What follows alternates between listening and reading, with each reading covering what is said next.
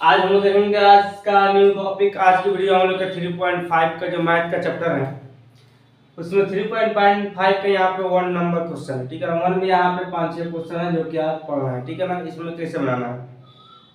3.1 भी बन गया, 2 भी बन गया, 3 बन गया, 4 भी बन गया। यहाँ पे 3.5 का फर्स्ट क्वेश्चन ये कैसे बनेगा। इसमें फार्मूला एक बताए थे वज्र गुणन विधि। ठीक है ना, उसी फार्मूला पर ये बनेगा। ठीक है ना, वो फार्मूला याद रहेगा बनेगा। ठीक है, सबसे पहले यहाँ पर हम लोग देख लेते हैं फार्मूला का तरह से कि हम लोग के एक वज्र गुणन विधि फार्मूला था जिसको बनाए थे इस तरह डायग्राम बनाया था। इस डायग्राम में इसको वज्र गुणन विधि बोलते हैं। यहाँ हम लोग का था B1, यहाँ का था B2। ठीक है ना, यहाँ था C1 C2, यहाँ था A1 A2, फिर B1 B2 था ना। यहाँ पे हुआ, यहाँ पे x था, यहाँ पे y था, यहाँ पे 1 था। ये फार्मूला का बनाए थे x बाटा क्या हो जाएगा B1 C2, इसमें इससे गुना माइनस का हो जाएगा B2 C1 बराबर y बाटा का हो जाएगा यहाँ पर C1 A2 minus C2 A1। ठीक है, इज इक्वल टू यहाँ पर 1 बटा का हो जाएगा यहाँ पर A1 B2 माइनस यहाँ पर A2 B1। ओके, ये फार्मूला था जो कि हम बता चुके हैं। ठीक है, तो इसी फार्मूला पर तो ये बनेगा। ठीक है ना, अब ये क्वेश्चन में क्या कह रहा है इस पर हम लोग ध्यान देंगे। ठीक है ना, केंद्रित करेंगे। जैसे फर्स्ट यहाँ पर हम लोग है निम्नलिखित समीकरणों के युग्म। युग्म मतलब क्या होता है, जोड़ा होता है। ठीक है, जोड़ा को ही बोलते हैं युग्म। युग्म में से किसका एक अद्वितीय हल है, किसका कोई हल नहीं है, या किसका अपरिमित रूप से अनेक हल है। अद्वितीय हल की स्थिति में उसे वज्र गुणन विधि से ज्ञात कीजिए। मतलब इसका अद्वितीय हल होगा उसको ज्ञात कर देना है। ठीक है, इसका कोई हल नहीं है उसको ज्ञात नहीं करना है। ठीक है, तो एक चीज और हम जिसका क्रॉस था, क्रॉस वाला ये कौन सा प्रतिच्छेदी रेखा था। अब प्रतिच्छेदी रेखा है क्या होता है, वह केवल एक हल होता है। ठीक है ना, अच्छा एक होता हम लोग का यहाँ पर संपाती था तो उसका अनेक हल था। ठीक है, एक हम लोग का समानांतर था जिसका क्या होता है एक भी हल नहीं होता है, ये आप लोग को बता दिया गया। ठीक है, अब इसी पर इसका ज्यामितीय रूप क्या होता है A1 बटा A2 is not equal to B1 बटा B2। इसका होता है, इसका क्या होता है A1 बटा A2 बराबर B1 बटा B2 बराबर C1 बटा C2, तीनों बराबर होता है। समानांतर का होता है A1 बटा A2 बराबर B1 बटा B2 is not equal to C1 बटा C2। ठीक है, इसी पर पहले हम लोग चेक करेंगे। ठीक है, तो इस क्वेश्चन का पहले यहाँ पर सॉल्यूशन करेंगे कि हल है कि नहीं है। ठीक है, कितना हल है A1 A2 को जाएंगे। ठीक है, A1 बराबर कितना हो गया हम लोग के 1, अच्छा B1 बराबर कितना हो गया हम लोग के -3 और C1 बराबर कितना हो गया यहाँ पे -3। समझ में, अच्छा A2 का वैल्यू कितना है यहाँ पे 3, अच्छा B2 का वैल्यू कितना यहाँ पे है -9 और C2 का वैल्यू कितना है यहाँ पे -2।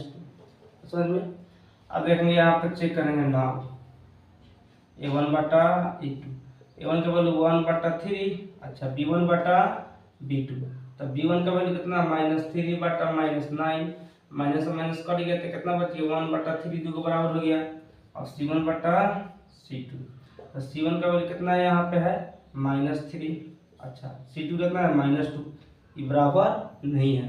तो इसका ज्यामितीय रूप कैसा है इसका, इसलिए यहाँ पर है A1 बटा A2 is not equal sorry बराबर यहाँ पर रहेगा क्या B1 बटा B2 is not equal to C1 बटा C2।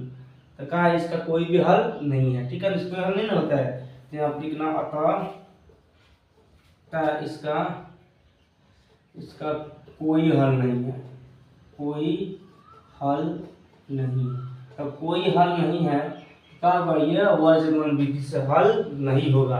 यदि इसका हल रहता तभी हल होता, इसका कोई हल तो है नहीं तो वज्र गुणन विधि से हल नहीं होगा। ये एक नंबर प्रश्न बन गया। आप देखेंगे नेक्स्ट प्रश्न, इसमें एक्सटेंडिंग में करना है। इसमें फर्स्ट में हो जाएगा 2x + y इधर बराबर में है ना 5, तो इधर लाएंगे हो जाएगा -5 इज इक्वल टू 0। ठीक है, सेम उसे इसमें करेंगे तो हो जाएगा 3x + 2y इधर बराबर में प्लस में है उधर है तो ये आएगा माइनस यहाँ पे 8 इज इक्वल टू 0। ठीक है, अब इसको सॉल्यूशन करेंगे यहाँ पे कहा जाएगा हम लोग A1 इज इक्वल टू इसको A1 B1 C1, तो A1 का हो जाएगा 2, अब B1 का हो जाएगा हम लोग के 1। ठीक है ना बउआ, और C1 का हो जाएगा यहाँ पर C1 का वैल्यू -5 वैसे ही यहाँ पे A2 तो A2 B2 C2 तो A2 का वैल्यू कितना आ जाएगा 3 और B2 का वैल्यू कितना आ जाएगा 2 और यहाँ पर C2 का वैल्यू कितना आ जाएगा -8। ओके, अब इसको चेक करना है एक हल है कि नहीं है, ठीक है ना इसका, तो इसको चेक करना है यहाँ पर। तो हो जाएगा 9 यहाँ पे चेक करेंगे यहाँ पे A1 बटा A2 तो A1 का वैल्यू कितना होगा 2 बटा 3, फिर जाएगा B1 बटा B2 तो B1 का वैल्यू कितना है 1 बटा 2। देखो वो दोनों बराबर नहीं ना हुआ, इसलिए इस ग्राफ कैसा है A1 बटा A2 not equal to B1 बटा B2। इसका कितना अद्वितीय हल है, एक हल मतलब अद्वितीय हल है ना इसका, देखेंगे अतः इसका क्या है अद्वितीय हल है, अद्वितीय हल। तो इसका अद्वितीय हल है तो युवा जर्मन विधि से हल होगा, क्योंकि पिछले लेक्चर में देखे हैं कि इसका अद्वितीय हल है वही हल होगा, ठीक है ना। लिखेंगे वाजगुणन विधि, वाजगुणन विधि, वाजगुणन विधि से ओके। इसमें तो यहाँ पे देखेंगे ऐसा बताया डायग्राम, ऐसा डायग्राम बताए थे, ऐसा डायग्राम बताए थे ये वाला, ठीक है। अच्छा ये इसको x माने थे, इसको y, इसको 1। ओके, फॉर्मूला का था b1 b2 c1 c2 a1 a2, मतलब फॉर्मूला था, फॉर्मूला छोड़े यहाँ पे, फॉर्मूला लिख दे रहे हैं यहाँ पे, फॉर्मूला हम बता देंगे क्या था फॉर्मूला, ठीक है ना। फॉर्मूला यहाँ पर हम बता दे रहे हैं, इस तरह करके यहाँ पर फॉर्मूला लिख दे रहे हैं, फॉर्मूला यहाँ आप लोग देख लीजिएगा, यही फॉर्मूला बना दे रहा है, ठीक है। वहाँ सिर्फ अंक रख के बैठा देंगे। फॉर्मूला हमें पिछले बार बताए थे, पिछला हम फॉर्मूला बता दिया ना, तो उसी तरह चलो पिछला हम फॉर्मूला बता दिए हैं, तो फॉर्मूला यहाँ पर नहीं बताएंगे, फॉर्मूला पीछे बता दिए, ठीक है ना। अब इसमें कहा जाएगा यहाँ b1 बटा b2 तो b1 कितना हम लोग का है 1 है, आइए b2 कितना है यहाँ 2 है, फिर c1 बटा c2 तो c1 कितना हम लोग का -5 है और c2 कितना -8 है, ठीक है। फिर a1 बटा a2 तो a1 कितना हम लोग का 2 है, a2 कितना हम लोग का 3 है, फिर b1 बटा b2 तो b1 कितना है 1 है, a2 है, ठीक है। और इसको बैठाएंगे फॉर्मूला में, क्या था फॉर्मूला यहाँ पे x बटा खाता b1 c2 तो क्या जाएगा 1 में -8 से गुना होगा तो क्या हो जाएगा -8 हो जाएगा, मतलब 1 में -8 से गुना होता है तो -8 आता है, ठीक है ना। अब माइनस फॉर्मूला में था तो माइनस, और 2 में -5 से होगा तो 5 दूनी 10 माइनस हो जाएगा 10।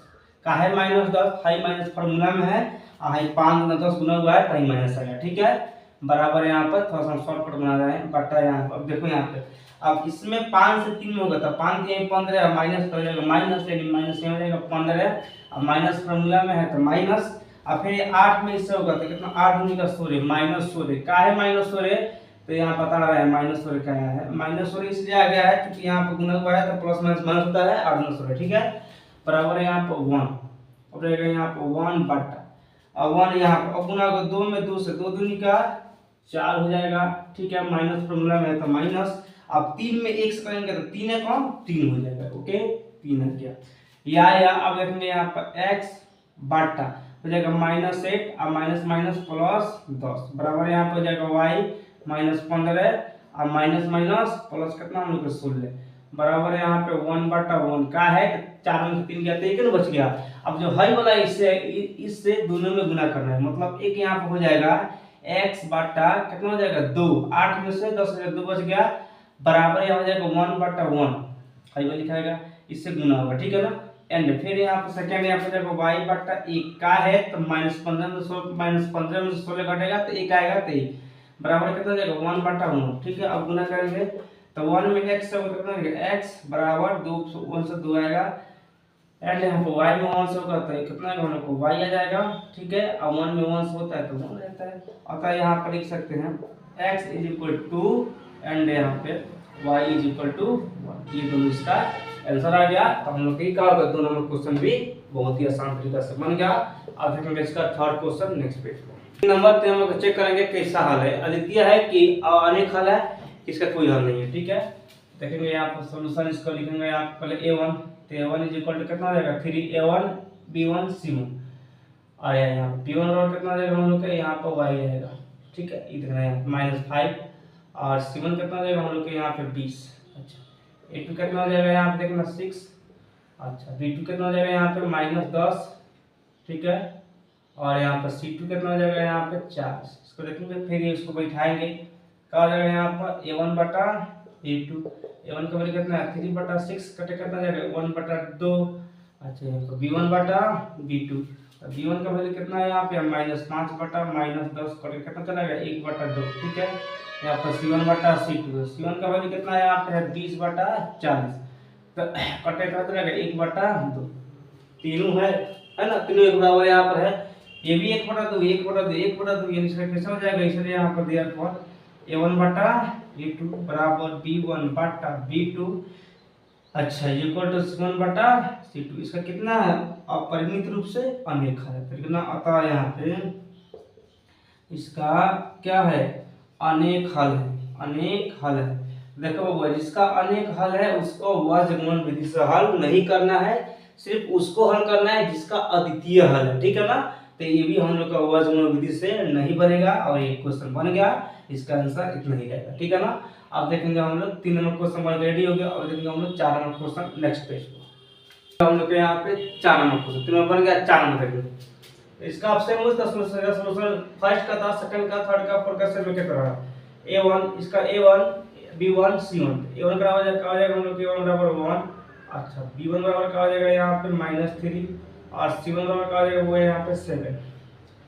A2 का वैल्यू देखना है यहाँ पे A2 बराबर क्या हो जाएगा यहाँ पर 3। ठीक है, अच्छा B2 बराबर क्या हो जाएगा -3, और यहाँ पर C2 बराबर क्या हो जाएगा 15। ओके, अब इसको देखेंगे यहाँ पे नाव कटाएंगे, कैसा आ रहा है आदित्य आ रहा है कि नहीं, A1 बटा A2, तो A1 का 1 बटा 3, अच्छा B1 बटा B2, B1 का वैल्यू कितना है -3 बटा -3, -3 कट जाएगा तो कितना +3 आएगा, दोनों बराबर है नहीं है, तो इसलिए यहाँ पर क्या हो जाएगा A1 बटा A2 is not equal to B1 बटा B2।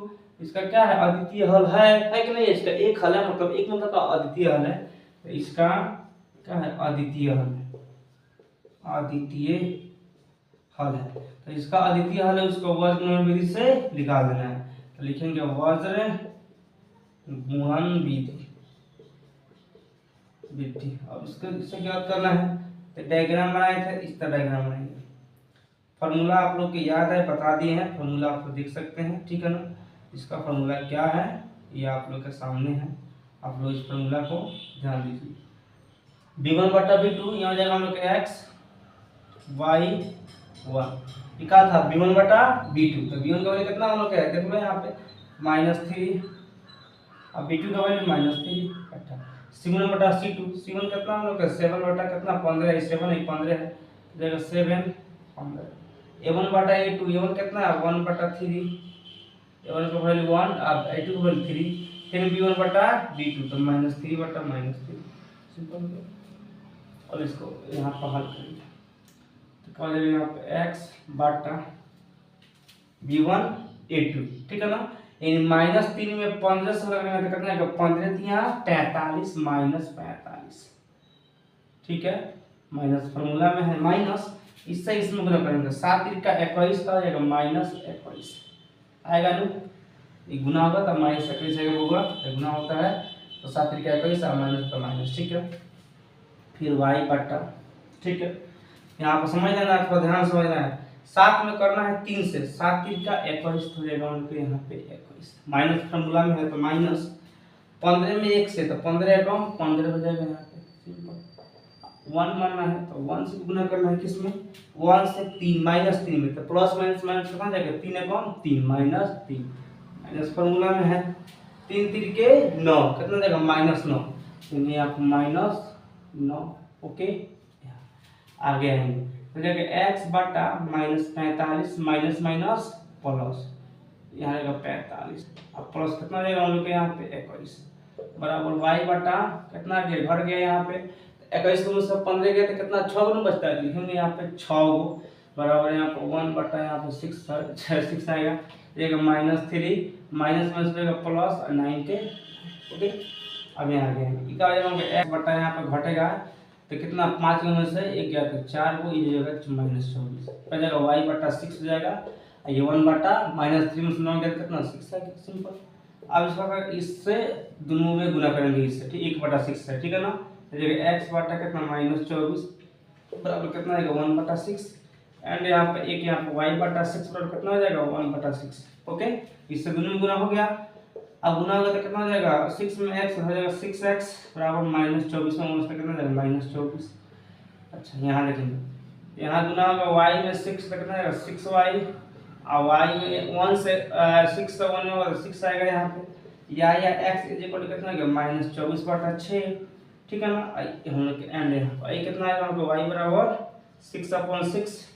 ठीक है, तो यहाँ पे x बराबर कितना आ गया -4 एंड यहाँ पे ये हम लोग को y बराबर कितना आ गया 1। ये हम लोग का आंसर। ठीक है ना, यानी x का मान कितना आ गया -4 और y का मान कितना आ गया हम लोग का 1 आ गया। ठीक है ना, तो इस तरह का हम लोग का फर्स्ट क्वेश्चन के इसमें 4 मात्र प्रश्न था, चारों प्रश्न बन गए इस वीडियो में। ठीक है, आज की वीडियो का क्लास बस इतना ही पड़ेगा।